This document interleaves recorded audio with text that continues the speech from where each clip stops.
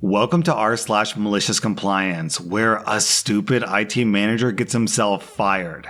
Our next Reddit post is from StressFart. A few years ago at my previous job, I was a senior technician at a managed service provider of IT services. We were a small company, and we were often yes men to just about anybody who would offer us money to come fix their problems. The owner of our company wouldn't push back against clients who made crazy demands, were overly cheap, or were just very disrespectful. This led to us oftentimes doing tasks that were outside of our normal scope, at cost, and a lot of times being cussed out for no good reason. One of the programs we supported was Microsoft 365, which obviously is very commonly used for email services. One of our clients was a decently sized dental company. They had about 10 locations and were growing. Customers loved them, and we often took pleasure going on site because it was heaven dealing with such polite people in contrast to what we had to deal with most of our time otherwise. They would even buy us lunch if we happened to be on site during Friday lunchtime. It was great! They used Microsoft 365 services, which was total overkill. They paid $20 per user per month when most employees barely even checked email, let alone made an Excel document. They wouldn't take our recommendation to use Essentials at $5 per user instead. Also, they had a decently high turnover rate because it was a college-type town. Their student employees would come and go. The IT director of this company, who was pretty bad at his job, called us one day cussing because there were a bunch of mailboxes that weren't licensed. We tried to explain that these were shared mailboxes from employees who had left. Doing so allows us to remove the license of the mailbox while keeping all the mail intact and very easily accessible if we need to delegate access to someone who needs to review. You basically get to archive the mailbox for free. He barely even let us speak, and the tech who was on the phone with him was so flustered, so I took over the call. Using my best, well-seasoned customer service charm, I tried to explain the situation to him, to no avail. They had 180 unused email accounts left over from the employees who had quit, and he wanted them all converted to premium email accounts at $20 per month each. To be clear, that's $3,600 in reoccurring monthly fees to turn on email accounts for employees who no longer work there. He resorted to personally insulting me, telling me that I'm just a tech who got promoted too fast and I should try a 4-year school next time. And he demanded that it get done right away with no specifics on how it gets done. Bless your heart, man. Okay, we'll do it. Luckily, we record the calls. Also, I should point out that this company has a policy that we can't use PowerShell, which for those who don't know is a time-saving programming tool. I begged them repeatedly to let us use PowerShell in the past, to no avail. So we ordered pizza for the office and got to work. We converted every last email to a premium account and licensed them. It was a long but fun night of work. A month or so rolls by, and our accountant sent all our invoices to our customers. The dentist IT guy called us 3 minutes after he received his invoice, and he had blown a gasket. He finally saw the bill for the additional 180 email licenses, plus taxes and fees. He was threatening to sue me and my 2 coworkers if we didn't fix it. One redeeming quality about our total pushover owner is that he did not take kindly to someone insulting his workers directly. He took it personally because he interviewed everyone himself. So we begged him to listen to the recorded call, and he did so. He did not like what he heard on that phone call. He didn't give in to his demands, and he even added a little razzle-dazzle that we hadn't seen before. He pointed out that since it was written policy not to use PowerShell, we should have billed the request as a project, since they demanded to be done in such a short time and it was not a normal support request. That means that until they paid us for both of these projects, we wouldn't touch their broken emails. Our project rate was $125 an hour for junior techs and $175 for senior techs. Altogether, it was going to be about 12 hours of pay, all at the senior rate. This IT moron didn't know that the owner of his company and the owner of my company were friends for nearly 2 decades. They would often play golf together. We got the owners of both companies to come to our office, and before they even said hello, we played the full phone call for each of these owners. The owner of the dental company was absolutely shocked at what he heard. The IT idiot was pale white as he sat there and didn't move a muscle. The owner apologized profusely to the techs, and it seemed like he was almost in tears. He wrote a check to pay for our invoice, and we agreed to undo the work for free because he was a really good client of ours and was always nice. The owner gave us each $100 gift cards the next week and bought us lunch in our own office a few times, all out of his own pocket. The IT idiot was fired as soon as the owner got back to the office, and the owner entrusted us to fix his email systems. The owner listened to every recommendation of ours, including reducing the license type for the majority of their workers. He seemed confused as to why he ever had premium email accounts in the first place. That is the one company I truly miss at my last job. He was such a good client. I feel like I give this advice a lot, but I'm going to give it again because apparently people don't listen. Never mess with the IT guys. Our next Reddit post is from Sometimes Smarmy.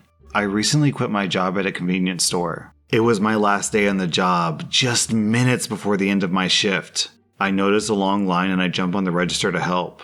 2 customers come to the register together and one asks for cigars. Company policy and state law requires that I ID both customers. I turn to grab the cigars after asking to see the ID from both, and one of the customers leaves the store. Unfortunately, in this scenario, I can't finalize the sale until I see ID from both customers, even if one leaves. I tell the customer this, and he argues with me. My manager is on the register right next to me, so I explain to the guy that no, I need to see the ID or I can't sell either customer age-restricted items. It's now 10:02 and my shift officially ended at 10 o'clock, though we're allowed to and encouraged to stay on the clock when there's a rush. The customer claims that he doesn't know the other guy, even though it was clear that they were together. Annoyed, but just wanting to end this interaction, I say, whatever, and I set up the terminal to take his card. He puts his card in and the reader asks, is this amount correct or something of that nature? And the customer hits no. A lot of customers do this. They don't read the screen and they think that it's asking if they want cash back, but if they hit no, it cancels the transaction.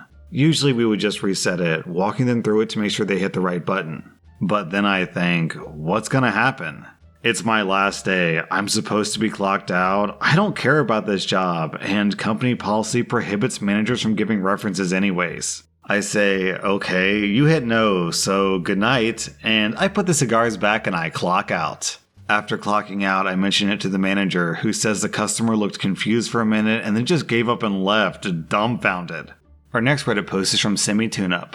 My dad is a hard worker. This happened about 15 years ago. He worked for a company that fixed and rented heavy equipment. Backhoes, scissor lifts, steamrollers, forklifts, etc. His boss, the CEO of the company whom he reported to directly, was a middle-aged Italian guy whose grasp of English was tenuous at best. He understood what people were saying, but he had trouble communicating his own intentions back clearly.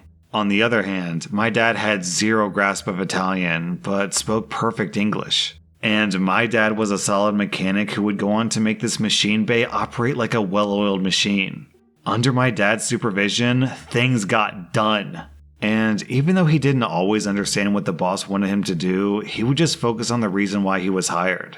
Manage the repair bay, hire new mechanics, train new hires, and deal with on-call repairs. Well, boss man gets it in his head that my dad is going to replace him as the CEO of the company, because my dad is much better liked, speaks perfect English in an English-speaking country, and has basically all the apartment heads coming to him for help, even though technically my dad is only in charge of the repair bay. And so, the boss calls my dad into the office, chews him out, and manages to communicate that he's being fired for poor work performance. My dad just smiles, shakes the guy's hand, and leaves. And thanks to the boss's less than firm grasp on both the English language and business law, the boss guy just sent him on his way with his last paycheck and nothing else. So, my dad started his own business in the heavy equipment mechanic market. And after telling all of his old work buddies about the situation, he suddenly got a bunch of new hires. And suddenly, his old workplace had a lot of vacancies that the boss had no idea how to fill. Because he had just fired the guy that he'd hired to hire and train new employees. He went out of business 6 months later. Sometimes my dad drives past where the old shop was, and when he does, he just laughs and laughs. Can't confirm. I got fired from my last job, and now that I'm a pro YouTuber, every time I drive by that office, it puts a smile on my face. Our next Reddit post is from Rexington. I work at a very popular pizza chain. Well, today, my manager told me that instead of not answering the phone before we open, I now have to answer the phone and put in their order as a timed order. I also have to tell the customers that the order won't be ready until 11. I guess my manager is after more sales. I don't know. Cue malicious compliance, and this morning we happened to get a lot of calls. By 10:45, I already had 10 orders, and that was also the time when the first customer showed up. Well, see, the issue here is that according to company policy, we can't unlock the doors until 11. We are allowed to send deliveries out early, but we can't open carry-out early. Well, as you can imagine, this customer became pissed when I told them they have to wait until 11 before I could serve them due to company policy. Well, the cherry on top is that my manager heard the commotion and decided to ignore the rule. Well, in comes my boss's boss, who trains and manages the managers. He sees what my boss is doing, and my boss immediately gets in trouble. After my boss's boss scolded my boss for a bit, my boss pulled me aside and said that we're no longer taking orders early, nor are we allowing customers to enter the store early. Our next Reddit post is from Lynn7. I once hosted an event in a bar. It was kind of a celebration for police trainees, new recruits, that kind of thing. Anyway, as I was busy slaving away, pouring drinks, etc., this one woman who was absolutely full of herself was watching me pour measures for another customer. Making comments about the amount of ice in the drinks, how I was using the wrong glass, I wasn't, and other obnoxious comments about how she was waiting to be served and she was here first. She wasn't. I was pouring some spirits. I reached the end of the bottle as I was pouring the whiskey, and there was a tiny drop left. So I just poured those few extra milliliters into the glass, which you shouldn't really do, but who cares, right? Anyway, this woman gets up in my face about how it's technically illegal to pour extra measures and that the law is the law and that I should follow the law to the letter. I tried to brush it off and ignore her and carried on serving other customers. But there she was, commenting on pretty much everything that I was doing, and as everyone who has worked in customer service will tell you, you know how annoying it is to have everything scrutinized and commented on as though you're nothing but a useless piece of garbage. So it comes to be her turn, and she asks for an alcoholic beverage. So, using my limited powers, I ask her for her ID. She goes bright red in the face and stutters something about being old enough to be a cop. I tell her, sorry, if you don't have ID, I can't legally serve you. The law is the law after all. Lo and behold, she didn't have ID and had to settle for a lemonade. OP, you should have tried to get the other cops to arrest her for trying to purchase alcohol without an ID. Down in the comments, we had this story from Cafe Saigon. I had a cop flash his badge at me when I tried to ID him when I worked at a liquor store, and he got pissy with me when I didn't accept it. Like, I'm just enforcing the law here, dude. What's that line that cops always like to use? Sorry, sir, I don't write the law, I just enforce it. Our next Reddit post is from Grab the Muffin. I was reminiscing after I made a poor nurse shudder after cracking my knuckles at my doctor's appointment. It reminded me of a funny story with my mom. My mom absolutely loathed whenever I cracked my knuckles around her. I can't help myself, it's a bad habit, and once I crack one knuckle, I have to crack all of them. She would constantly yell at me to stop.